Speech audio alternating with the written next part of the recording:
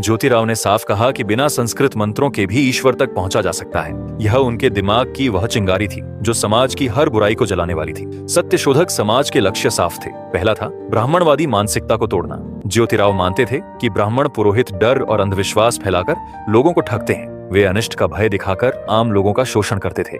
दूसरा, मूर्ति पूजा और कर्मकांडों का अंत। वे कहते थे कि मूर्ति पूजा और धार्मिक कर्मकांड ब्राह्मणों की दुकानदारी का हिस्सा है। सच्ची भक्ति दिल से होती है, न कि मंदिरों में। तीसरा, शिक्षा का प्रसार, खासकर औरतों और निचली जातियों के लिए शिक्षा का हक सुनिश्चित करना। और चौथा, छुआछूत का खात्मा, अछूतों को समाज में बराबरी का दर्जा देना और उनके साथ भेदभाव को जड़ से मिटाना। ज्योतिराव ने अपनी किताबों किसानों का कोड़ा और गुलामगिरी में ब्राह्मणवादी चालाकियों को साफ शब्दों में बेपर्दा किए हैं। उन्होंने लिखा कि कैसे वेदों और शास्त्रों के नाम पर निचली जातियों को गुलाम बनाया गया। उनकी ये बातें हिंदू धर्म की परंपराओं के खिलाफ थीं। नतीजा, हर कदम पर उनका विरोध हुआ। कट्टरपंथी उनके खून के प्यासे हो गए। कई बार उनकी हत्या की कोशिशें भी हुई, लेकिन ज्योतिराव डरे नहीं। वे कहते थे, सच की राह पर चलने वाला कभी झुकता नहीं। ज्योतिराव ने सत्यशोधक समाज के जरिए न सिर्फ समाज को जगाया, बल्कि एक नई परंपराएं भी शुरू की। उन्होंने सत्यशोधक विवाह की शुरुआत की। यह विवाह कोई साधारण रस्म नहीं था। इसमें न ब्राह्मणों की जरूरत थी, न फिजूल खर्ची की, न 7 फेरे थे,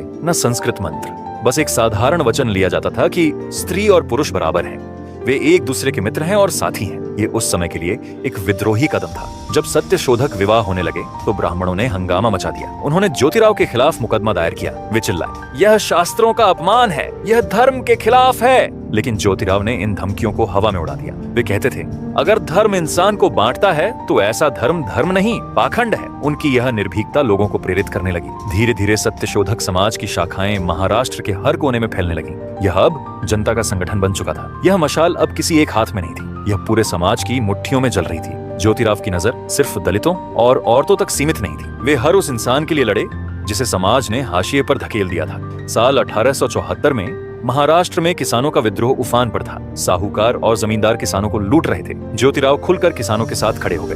वे सभाएं करते, गांव-गांव जाकर किसानों को उनकी ताकत का एहसास कराते। वे कहते थे, किसान सुखी तो विश्व सुखी।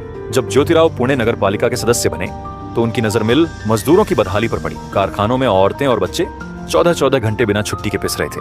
उनकी मजदूरी इतनी कम थी कि वे 2 वक्त की रोटी भी मुश्किल से जुटा पाते थे। ज्योतिराव ने इस अन्याय को बर्दाश्त नहीं किया।